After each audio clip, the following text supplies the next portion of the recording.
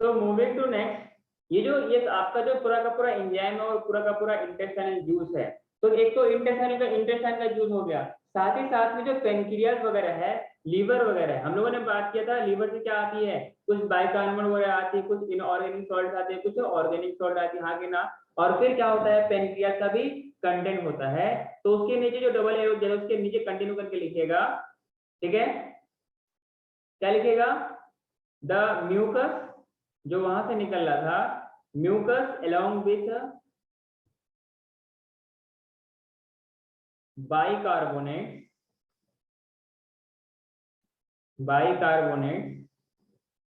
आगे ना, from the pancreas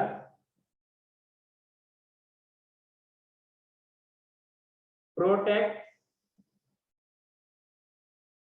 the intestinal mucosa, आगे ना, intestinal mucosa. Is it clear to everyone? Yes, sir. From acid, आगे ना, as well as it provide, क्योंकि nature में कैसा था, वो बेसिक था एसिडिक था?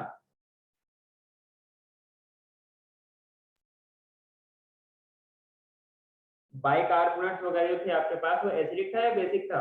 Basic. हाँ, तो प्रोवाइड्स एन अल्कलाइन मीडियम। अरे कौन सा मीडियम? Alkaline. Alkaline medium. और जो उसका पीएच होता है, तो पीएच अराउंड कितनी होती है? 7.8 होती है। कितनी होती है? 7.8. For enzymatic activity. हाँ, एंजाइम की खासियत क्या है कि कुछ एक नैरो स्पेक्ट्रम के रेंज में काम करेगा।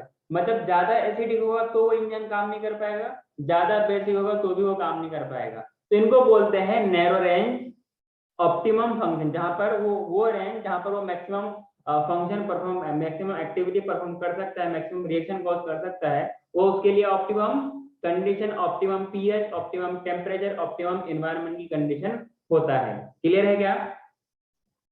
Yes sir. Enzymatic activity clear है। एंड एक साथ ही साथ में हम लोगों ने बात किया था ब्रूनर्स ग्लैंड के बारे में, हाँ कि ना। तो उसको हम लोग क्या बोलते हैं, सब म्यूकोसल ग्लैंड बोलते हैं क्या?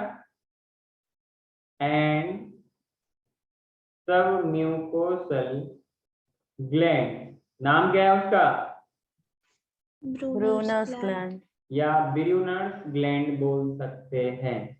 Clear? Yes sir. Also help in this.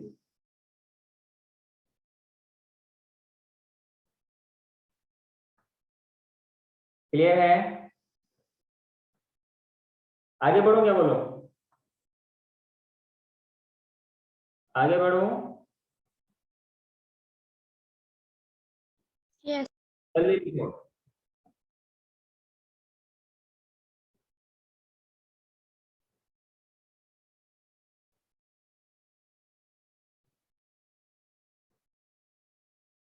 हमने इंटेस्टाइन लिपिड्स के बारे में बात कर लिया था।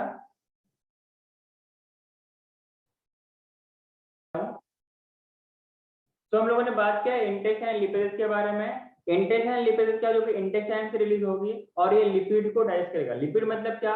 बेसिकली जब आप पूछोगे कि भाई तुम कौन हो, बोलेगा we are the fat digesting enzyme. हम लोग किसको कन्वर्ट करते हैं? फैट को कन्वर्ट करते हैं किसमें? मोनोग्लाइसराइड और फैटी एसिड, मतलब जिससे बना था उनके रिपीटिंग यूनिट में। ऐसा क्यों करते हैं? अगर हम डायरेक्ट फैटी एसिड बोलेंगे तो क्या होगा सर? ये डिग्रेड हो जाएगा। इसलिए हम इसको एक कॉम्प्लेक्स फॉर्म में लेते हैं, तब तक जहां तक पहुंच अपने सेल तक पहुंचते वो फिर टूट के उसी फॉर्म में आ जाए, आगे ना। ऐसा भी कर सकते हैं ना कि हम ऑलरेडी डाइजेस्टेड फूड लिया जाए। कुछ ऑर्गेनिज्म ऐसा करते हैं जो बिल्कुल ही डाइजेस्टेड फूड को एब्जॉर्ब करते हैं, आगे ना। अगर हम लोग ऐसा लें, क्योंकि हम लोग फूड को एब्जॉर्ब तो करते नहीं है, मतलब थ्रू आवर बॉडी सरफेस, हम लोग इंजेस्ट करने वाले हैं, अंदर लेते हैं, खुद से डाइजेस्ट करते हैं। सर हम तो इंसान को भी हजम कर जाएंगे, आगे ना, ऐसा करना नहीं है ना। हाँ, नेक्स्ट बात करते हैं एंजाइम के बारे में, न्यूक्लियोटाइड्स और न्यूक्लियोसाइड्स के बारे में। मैंने बताया था बायोमोलिक्यूल्स में कि न्यूक्लियोटाइड कौन होते हैं, जिस रिदम में पहले बोला था उसी रिदम में से रिपीट करो। Nucleotides pentose sugar, phosphate group और नाइट्रोजनस बेस। नहीं, बेसिक फंडा से बात करते हैं ना। अगर नाइट्रोजनस बेस पेंटोस शुगर से ज्वाइंट हो गया तो बोलेंगे न्यूक्लियोसाइड। क्या बोलेंगे? अरे क्या बोलेंगे? न्यूक्लियोसाइड बोलेंगे, हाँ कि ना? यस हाँ सर। सर। अगर वही न्यूक्लियोसाइड में फॉस्फेट ग्रुप जुड़ जाए तो क्या बोलेंगे? न्यूक्लियोटाइड। न्यूक्लियोटाइड। हाँ, तो वहीं पर अगर न्यूक्लियोटाइड है तो अगर न्यूक्लियोटाइड को डाइजेस्ट करने के लिए एंजाइम का नाम है न्यूक्लियोटाइडेज। क्लियर है? तो जब ये डाइजेस्ट होगा तो क्या बनेगा? न्यूक्लियोसाइड बनेगा। और जो अगला ग्रुप कौन सा बनेगा? फॉस्फेट ग्रुप बन जाएगा। तो जब हम लोग बायोमोलिक्यूल्स पढ़ रहा था, पर हम लोगों ने पढ़ा था तो वहां पे हम लोगों ने इसको पीजी लिखा था, मतलब फॉस्फेट ग्रुप, और न्यूक्लियोसाइड को एनएच लिखा था, हाँ कि ना? अब यही वही है आपका जो न्यूक्लिक एसिड है, मतलब न्यूक्लियोसाइड्स है, इनको न्यूक्लियोसाइडेज के प्रेजेंस में जब डाइजेस्ट करेंगे तो क्या बनेगा? पेंटोस शुगर बनेगा और नाइट्रोजनस बेस बनेगा। क्या इतनी बात सबको समझ में आई? बोलो हाँ कि ना। हाँ सर। Yes sir. कोई दिक्कत तो नहीं है? नहीं सर। Moving to next. ये हो गया आपके पास न्यूक्लियोसाइड्स के बारे में और न्यूक्लियोटाइड्स के बारे में, उसका रिस्पेक्टिव डाइजेस्टिंग एंजाइम। क्लियर है? तो write down the next topic, that is digestion in small, हो गया। अब लिखिए डाइजेशन इन लार्ज इंटेस्टाइन, हाँ कि ना? Digestion in large intestine. कोई दिक्कत? नहीं। अगर देखा जाए, अगर कंसीडर किया जाए, बोलते हैं ना छोड़ दिया जाए या मार दिया जाए, वैसे ही अगर थोड़ा सा हम लोग अगर ध्यान से समझेंगे तो लार्ज इंटेस्टाइन में कोई सिग्निफिकेंट डाइजेस्टिंग वाली एक्टिविटी नहीं होती है, हाँ कि ना? लेकिन उसका कुछ ना कुछ फंक्शन तो है। अरे जब ऑर्गेनिज्म में प्रेजेंट है कुछ ना कुछ फंक्शन तो होगा। क्या है? तो पहले आप स्टार्ट पॉइंट डाल के लिख लीजिए, there is no significant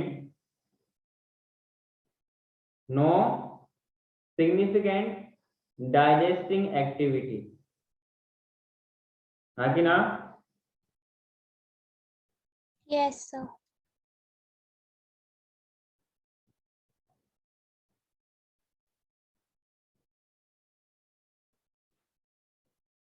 occurs in large intestine, large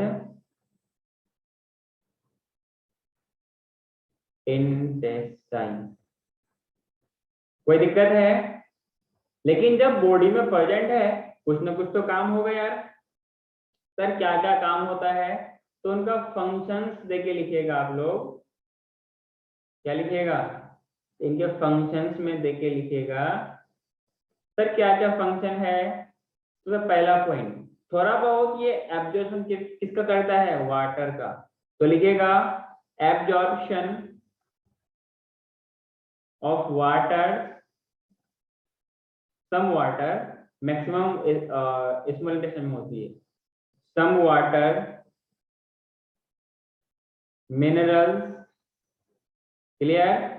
ये सवाल पूछा जाता है कि लार्ज इंटेस्टाइन में क्या होती है और स्मॉल इंटेस्टाइन में क्या होती है, आगे ना? एंड कुछ ड्रग्स, तो उसको बोल सकते हैं सर्टेन ड्रग्स। ड्रग्स मतलब मेडिसिन, इनका क्या होता है? एब्जॉर्प्शन लार्ज इंटेस्टाइन में होता है। दूसरा पॉइंट और दूसरी बात, ये जो हम लोगों ने बात किया था म्यूकस के बारे में, तो there is secretion of mucus, आगे ना? जो कि पूरा का जो भी, अच्छा, लार्ज इंटेस्टाइन में कौन सा फूड आएगा? जो वो फूड जो एब्जॉर्ब नहीं हुआ है या वो फूड जो वेस्ट है? जो एब्जॉर्ब नहीं। जो एब्जॉर्ब नहीं मतलब जो इस्तेमाल हो चुका है और उससे हमें कोई फायदा नहीं है, मतलब जो अनडाइजेस्टेड फूड है, जो वेस्टेड वाला है, वो कहाँ जाएगा? जो काम की चीज था उसको एब्जॉर्ब कर लिया गया। जो बची कुची है, जो रिटेंटेड है, जो चाय की पत्ती है, क्या आप लोग चाय की पत्ती भी खाते हो? नहीं ना? तो जो चाय की पत्ती है उसको फेंक दिया जाता है, तो through small intestine it pass to the large intestine. इसको बोलता है देख बेटा, जो जितना मेरे को फायदा लेना था मैंने ले लिया, अब तेरा काम है तू इसे बाहर निकाल दे। हाँ, और हाँ, बदले में मुफ्त में काम तो नहीं कराऊंगा, थोड़ी बहुत एनर्जी तुम्हारे लिए छोड़ दिया हूँ, तुम उसको एब्जॉर्ब कर लेना, बाकी उसको बाहर धकेल देना, वो निकल जाएगा। आगे ना, हाँ सर। सेक्रेशन ऑफ म्यूकस, क्या बोला मैंने? Secretion of mucus which helps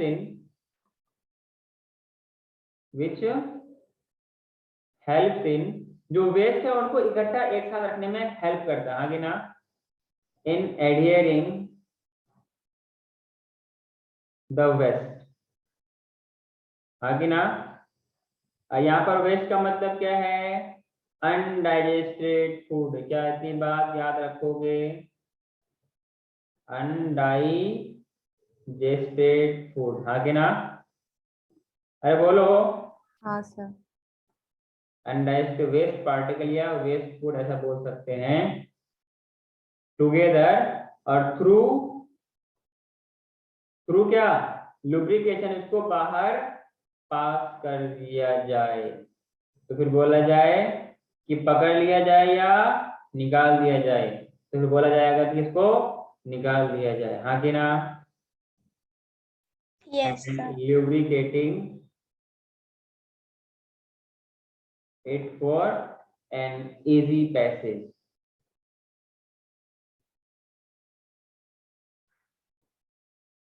जिनके पास म्यूकस ड्राई अप हो जाती है, mucus secreting gland mucus secrete नहीं करता है, तो ऐसे पेशेंट को बहुत परेशानी होती है। तो इनके लिए डॉक्टर्स कुछ केमिकल देते हैं, कुछ लुब्रिकेंट देते हैं, और उनको थ्रू एनएस इनको इंसर्ट किया जाता है, और फिर इन अनडाइजेस्टेड फूड को रिलीज करवाया जाता है। हाँ कि ना? क्योंकि यह हार्मफुल सब्सटेंस है, बाहर निकालते इसीलिए हैं क्योंकि ये हमारे लिए हार्मफुल सब्सटेंस है। जो जो अंदर रहेगा तो अंदर प्रॉब्लम कॉज करेगा। सबसे बड़ा प्रॉब्लम गैस। आगे ना, फॉर एन इजी पैसेज। कोई दिक्कत है क्या? नहीं सर। एक इंपॉर्टेंट पॉइंट क्या है, मतलब इन सारे पॉइंट जो मोस्ट इंपॉर्टेंट पॉइंट क्या है कि कुछ बैक्टीरिया वगैरह रहती है। कौन सी बैक्टीरिया रहती है? Escherichia coli. आगे ना, नाम प्रोनाउंस करना आता है क्या? बोलना। एस्चेरिचिया, पहले मुझे भी नहीं आता था पर मैंने सीख लिया।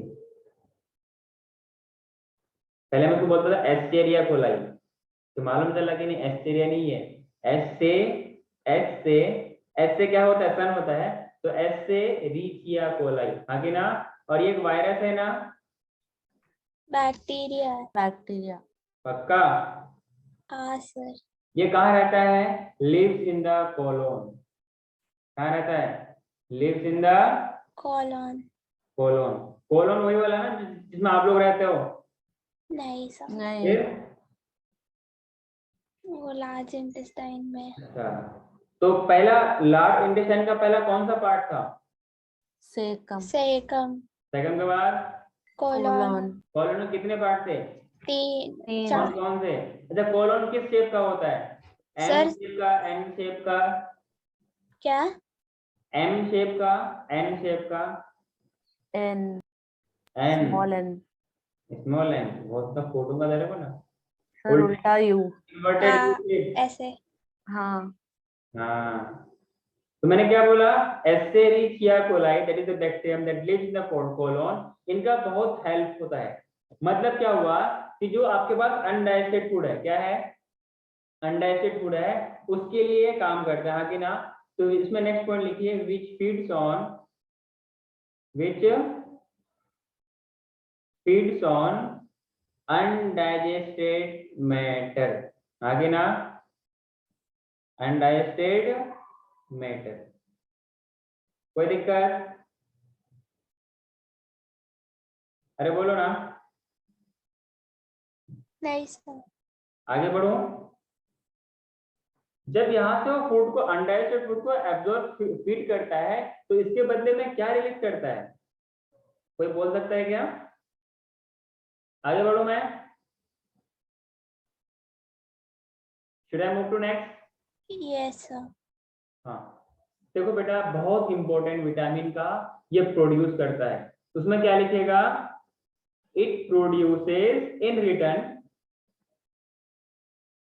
जो बैक्टीरिया था बदले में क्या देता है? वो भी बोलता है कि देख, हम मुफ्त का खाना नहीं खाते हैं, इतना हम क्या है, सेल्फिश नहीं है। थोड़ा हमें अगर कुछ दे रहे हो, वो तो पहले आपके लिए वो मतलब वेस्टफुल है, इसके बदले में हम कुछ देंगे, फायदा आपको भी हो जाएगा और मुझे भी हो जाएगा, क्योंकि हम इतना कुछ खा नहीं सकते। तो इन रिटर्न दे प्रोड्यूसेस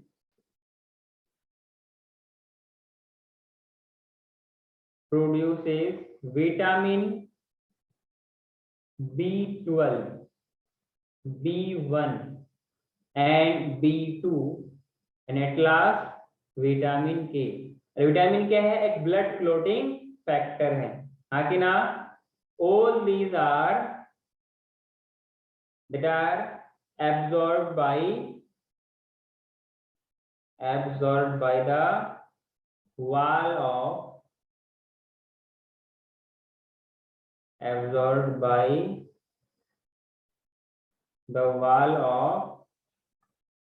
कौन सा? The wall of China. intestine. The wall of China क्या? अरे बोल, Colon. पक्का? तो एट लास्ट अब क्या होगा? अब उसके बाद भी जो अनडाइजेस्टेड बचेगा, जो बैक्टीरिया के काम का नहीं है, तो किसी का काम का नहीं है, क्योंकि सर सबसे सारी गली चीज खाती है, कौन खाती है? बैक्टीरिया खाती है। जो उससे भी बच जाएगा, देन उसको आगे पास कर दिया, पुश कर दिया जाएगा through anus, through rectum, it has to be pass out through the anus as a faeces या द फीकल मैटर। क्लियर? तो अनडाइजेस्टेड फूड, इसको बोल सकते हैं अनएब्सॉर्ब फूड, है ना?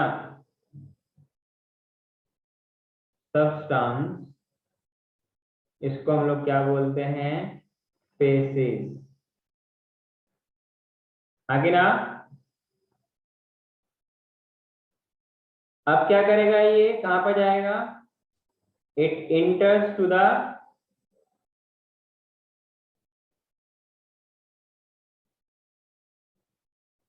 cecum of large intestine,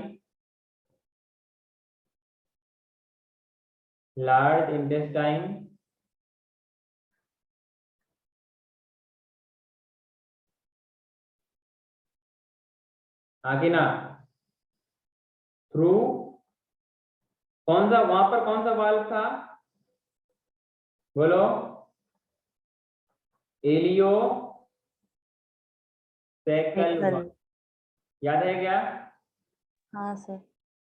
अरे वो था ना, duodenum, jejunum, ileum, caecum, colon, rectum. तो इलियो सेकल वाल्व। कोई दिक्कत? इनका होने का फायदा क्या होता है? इट प्रिवेंट्स बैक फ्लो, हाँ कि ना? जो इलियोसेकल वाल्व है क्या करता है? It back flow prevents back flow, हाँ कि ना?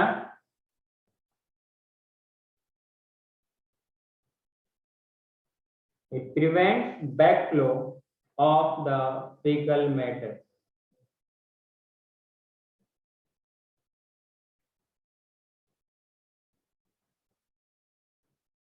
बोलो ना, आगे बढ़ो।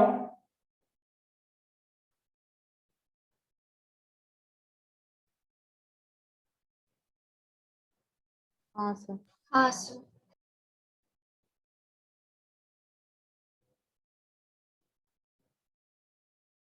हाँ, तो टेम्पोररी क्या होगा? वो रेक्टम में स्टोर होगी, हाँ कि ना? टेम्पोररीली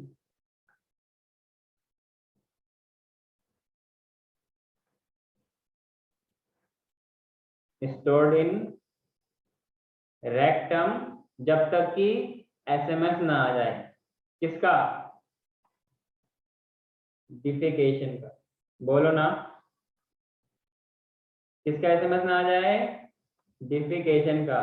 तो ये था आपके पास डाइजेशन का मैकेनिज्म और उसके अंदर की हरकत और करतूत जो हम लोग जानते हैं और समझते हैं और देखते हैं। क्लियर?